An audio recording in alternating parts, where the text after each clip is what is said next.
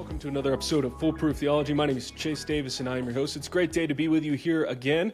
We have a great guest today, Uri Brito, good friend. We've had him on the show before, so a returning guest, and we're going to talk about his book, War of the Priesthood. Uri, thank you so much for coming on the show today. Hey, Chase, real pleasure, my man. Hey, so this War of the Priesthood, it goes through Ephesians 6, the armor of God. This is a story that I grew up hearing about in church. Growing up in the Baptist church, they would have the flannel graph and they would put, the different features on. It's a cool image. It's one I try to teach my kids a lot about, especially boys, kind of connects with them.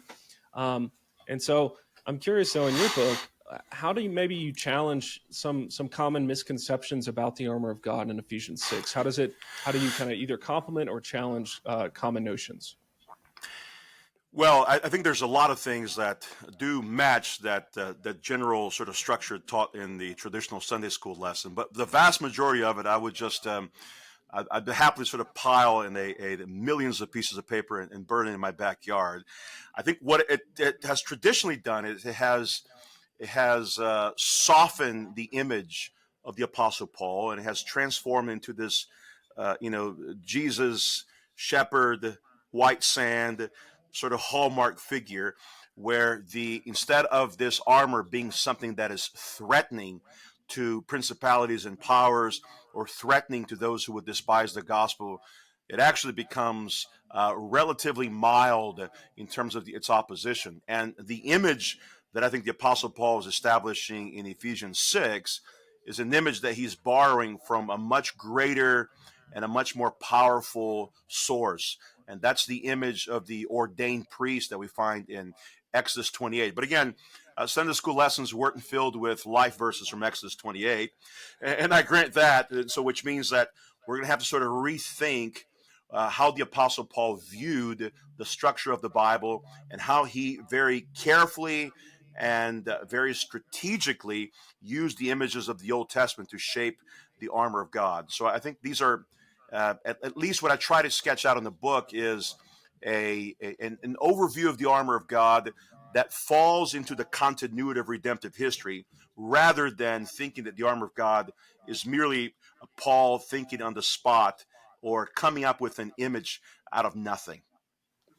Yeah, that makes sense. Whenever I've preached this passage and studied it with other Christians, there's a great temptation today to almost make it a Gnostic reading, where it's very immaterial, and he's just using an illustration to get to spiritual truths. And that can be hard as a preacher, because Paul is doing some of that, right? He is obviously communicating spiritual truths about faith and these kind of matters.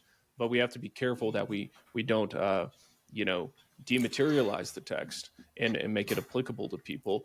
What would convince you? I mean, this is a fairly common reading that you're going to see all the time, where Paul's just using a Roman soldier. Are you bringing that kind of redemptive historical continuity idea, and that's how you would choose to interpret that passage because of that? Or is there something in the text that pops out to you that would make you think he's referencing the priesthood in Exodus 28? How did you get to there?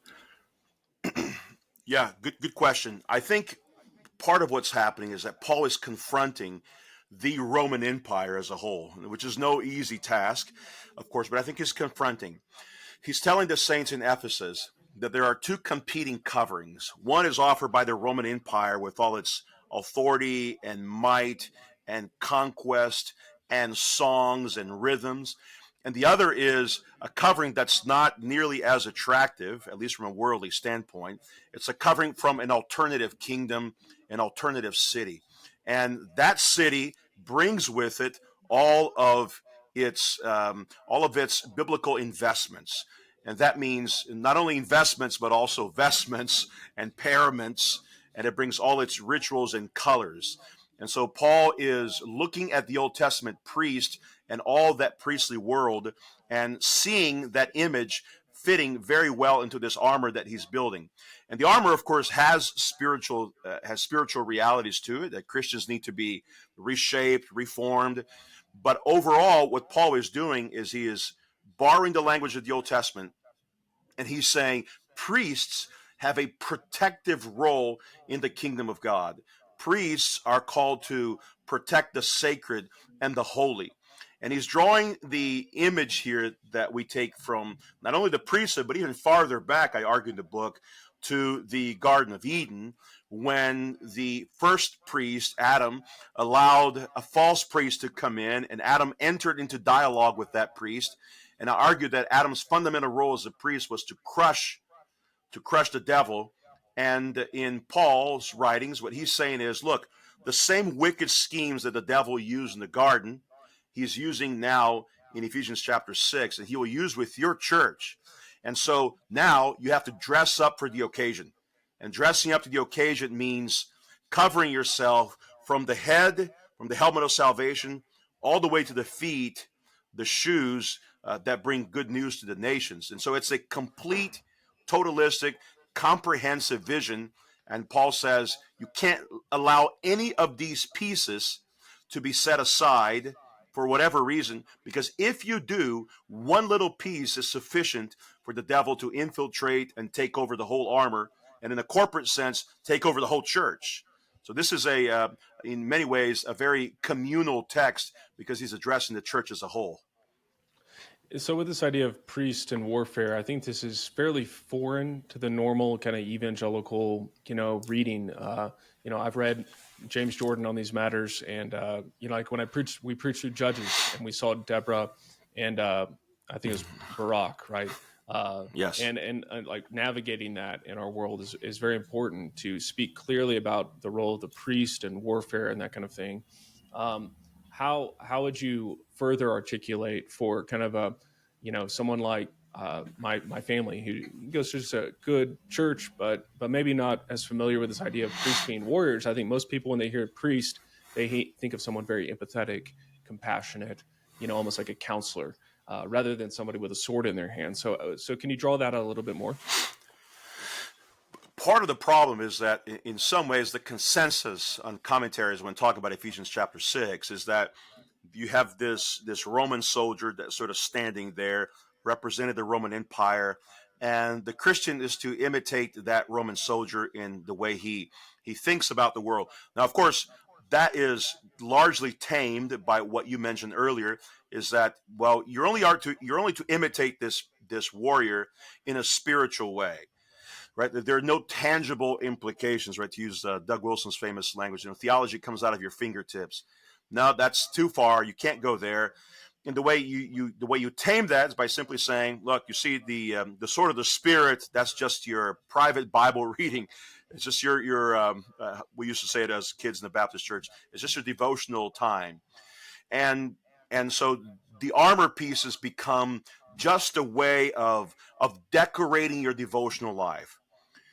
When in reality, if the language does go back to the book of Exodus, to the Torah, the reality is that the people of God have always been, since the first deceiver went into the garden, from that moment on in Genesis 3 to the end of history, the people of God have always been in some war or another, because that's the premise of Genesis 3:15.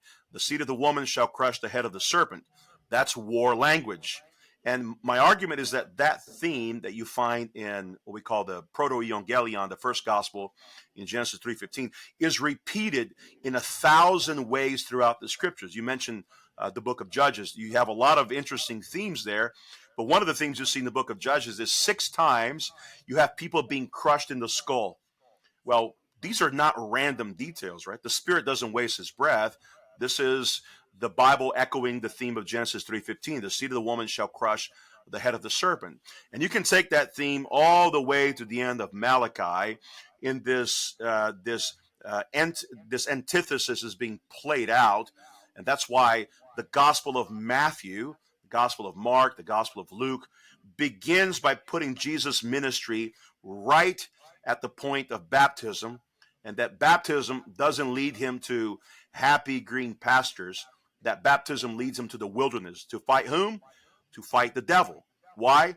Because the point of the gospel accounts is that Jesus comes as the second Adam to undo what the first Adam did. The first Adam was deceived. The second Adam is not deceived. So there's a replaying of themes. And the indication is that for the Christian is constantly at war against something. It could be principalities and powers.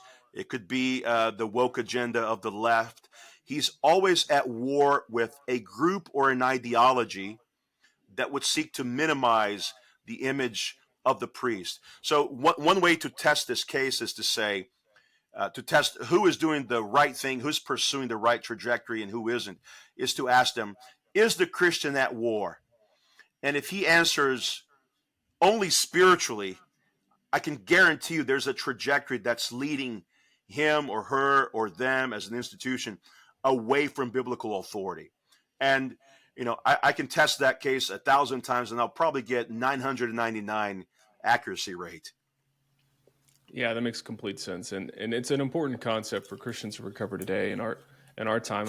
Speaking of that, is as you walk through these various pieces of armor that Paul is expounding upon, relating them to how we should clothe ourselves comprehensively, and this applies to every Christian.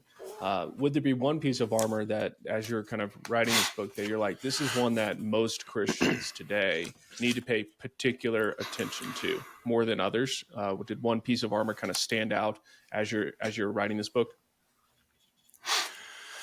The thing that I focus on, I probably give a bit more attention because I think it's misunderstood, and that's the helmet of salvation, which a lot of people view it as some kind of protective gear.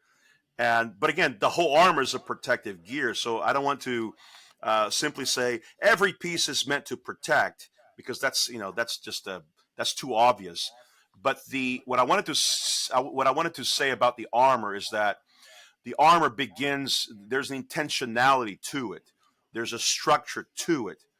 That what we see in the beginning, that the armor begins with truth, and then it continues, but it's building a case, and that case, if we see it covenantally, that case begins on top with initiation, and then ends in the bottom with the feet, which is the commissioning.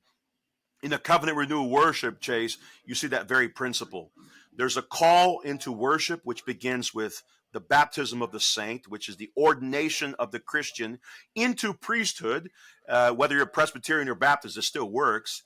And then that baptism is taken when the people at the end are commissioned to send forth and disciple the nations. So these two elements have to play. But you asked specifically if there's an armor piece that our people need to consider today. In light of he may be your friend, he's just an acquaintance of mine, but in light of Aaron Renn's new book, I think if it is true that the proposition, the negative world exists, and that we live in a negative world, the armor piece that would stand out to me would be the breastplate of righteousness, which I view as the element of discernment for the Christian. And I think in our day, to live in a negative world requires a level of discernment that didn't exist, certainly not in the positive nor in the neutral, but now it must exist, which means we have to be, as the historical books testify, we have to be sons of Issachar, not only once but twice. We need degrees in the spirits, and then we need a degree in discerning the spirits. And the spirits, the principalities and powers, are certainly political figures at its highest level, but principalities and powers are also those who would seek to cause division within the church by teaching. Maybe they're not teaching another gospel, but they're teaching a gospel that's twisted, a gospel that is not presented in its full force. And so I would say the breastplate of righteousness is something very significant for the Christian today, because the Christian, both at its pastoral level and its parishioner level, need an extra measure of discernment. And that's the one piece where I think Satan has infiltrated the most and has caused the most amount of confusion in the church today. Yeah, and I can see that play out with a lot of people are looking for institutions. I'll get messages or just talk to people like, well, who can I trust? And Exactly. I can be fairly, not slanted, but just like I can easily poke holes. Whether that's a gift or a curse, it's just part of my nature. I can kind of see kind of different arguments play out and their end. And so I'll get church members to meet with me. It's like, well, fine, Chase. Okay. We accept this may be correct, but then who can we trust? And so this is a helpful illustration to say, discernment is what a lot of people are looking for. Like, who can I read? Who should I, or not just can, but who should I be kind of like listening to in the car on podcasts? Who should I be, associating with? Because right now in our day, with kind of the individualized society, the fracturing, the great sorting, whatever you want to call it, a lot of people are asking this question. As the church moves forward, one key component is our worship together. And so I wanted to hear your thoughts on kind of this. You've got kind of the saints gathered together. They've strapped on their armor. We're worshiping together. We're singing music together. And while it may be frowned upon in some circles, I think it's a very compelling vision that, as we see in the Old Testament, song and the Psalms specifically, we're always integral to the people of God moving forward in mission, whether that's in conquest or anything else. And so how does this idea of music as warfare, some people will put it worship as warfare, what is that role in the church? What is the role of music in that in the church today? Yeah, I want to phrase what you just said. I want to repeat it, but I want to say it in an English Brazilian accent. Worship is warfare. And in case someone is dubious about how I feel about it, worship is warfare. And I think that concept needs to be stressed again and again from different angles, different framing perspectives on things. And the reason it's doubted at times is because people don't view the church as central in any way. They view it as merely an institution that is meant to get you to heaven. And that's very problematic, because then if the church is merely an institution to get you to heaven, there's nothing that would keep you from individualizing that data or individualizing that armor. And I think we probably saw a lot of this during COVID, where people viewed it precisely that way, Chase. The church is merely a spiritual entity to get me to heaven. Therefore, I can do this church business on my own because I know the truth. I read the Bible in myself. However, if the church is a continuation, if the church in the 21st century is a continuation of the church that was established in the Garden of Eden with its first priest, Adam, then the motif of warfare has been very much entrenched in the way and embedded in the way the Bible functions from beginning to end. So that the people of God are not merely surviving or existing, but the people of God are fighting and bringing principalities and powers into submission, because the gates of hell shall not prevail against the church, which means it doesn't mean the church is merely in a defense. The church is in an offense. She's pushing the claims of Jesus farther and farther. And so when the people gathered, if you were to look at what's happening when the people gather on the Sunday morning, what you would see essentially is the unveiling of heaven, the opening up of the heavenly curtains, and you would get a glimpse of what happens in the throne room of God himself, who invites us to come boldly before the throne of grace. So heaven is a manifestation of the principle we see. Let me phrase this way. Worship is a response to the martyr's cry in Revelation 6 when they cry, "How long, O Lord?" And when the martyrs cry, the church responds on Sunday morning saying, when the people say, "How long, O Lord?" the church replies by saying, "Now is the time when Jesus will act on your behalf. Now is the time of salvation. Today is the day of salvation, says the Lord. Today we declare and we enter into holy communion with the martyrs of old, and we join their corporate cry, Lord, bring justice on earth." And if that's the case, then what happens when the people gather is more than merely the conviviality of people waiting for heaven, but it is the community of people waiting to bring heaven to earth and to merge earth to heaven. It's the fulfillment of the prayer, thy kingdom come on earth as it is in heaven. Yeah, and I totally see that. And I think this is just a really compelling point because, like you said, I mean, the church is not merely, although it is a way, means of salvation. It is a way. I mean, that's the kind of tradition I was raised in the Baptist church. It was kind of you can call it a reduction, yes, but it is an important, essential, crucial aspect that this is where you experience. You can't experience salvation out there. You're going to find it here in Jesus Christ, and yet there's much more going on than first meets the eye. There's much more than just the church is merely a spiritual entity. There are things going on, and we're doing warfare in a more comprehensive way. So talk to me about with this idea of the priest, I think some people may be dismayed by it because they may view, well, my pastor's like my priest, it's just a Protestant priest. And, there's an important Protestant principle regarding the priesthood of all believers. And so why is it important not just for me to put on my armor as an individual Christian, kind of like you referenced, devotional kind of material, but why is it important that all the people of God together function as a group, armored up as the priesthood of all believers? Yeah, that's a great question, because I think what Luther worked through as he fought the church of the day was this precise theological dogma there. But the way evangelicals have interpreted that is not very different than the way Rome has interpreted that. Evangelical Christians say, we don't have a pope. Why? Because we are our own popes. And that's not what Luther meant by the priesthood of all believers. Luther understood the biblical rationale that God has created a royal priesthood. In 1 Peter chapter 2, we are a kingdom of priests unto God. And so to believe in the priesthood of all believers is to believe that we are priests unto one another in submission to the true priests.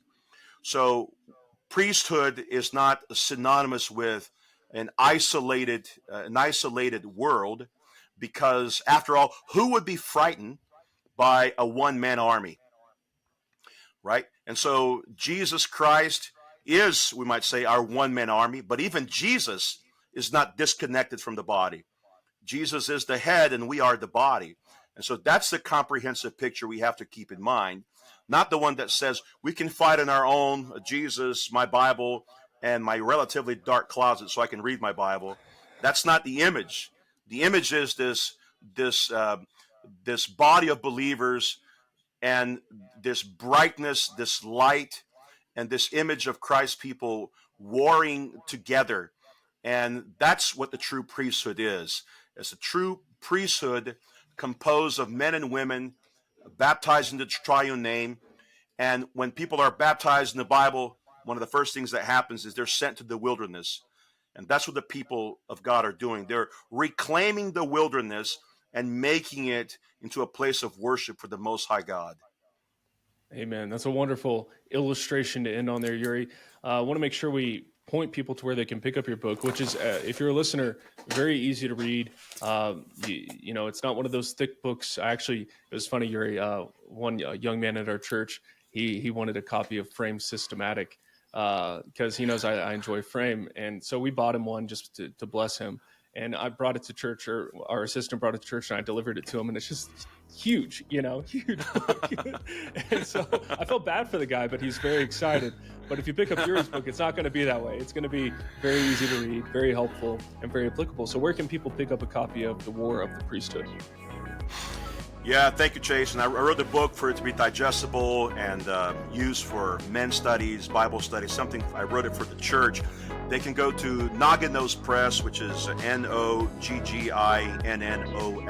Nogginose Press, a lovely little publishing company in Arkansas doing really good graphic work. I think you'll like the typeset, the format, and that's the best place to get a copy of the book. The book was just released a few days ago, so you can get it fresh off the press. Excellent. All right, I'll put a link to that in the show notes for the listeners. Uri, thanks so much for spending some time with me today. Hey, my absolute pleasure, brother.